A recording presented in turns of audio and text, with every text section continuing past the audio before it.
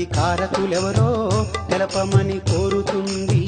నోరుండి అడగలేదు, కాళ్ళుండి కదలలేదు, ఎన్నేళ్ల దుఃఖాన్నైనా ఎదలోనే దాచుకున్నా.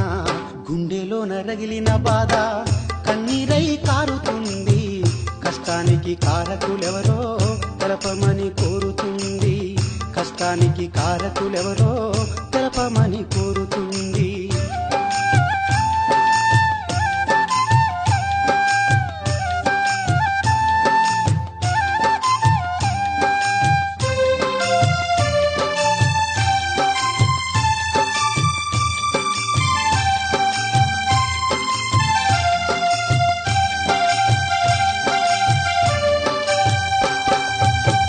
అమ్మ ఉన్నంత కాలం ఆకలితో చచ్చింది.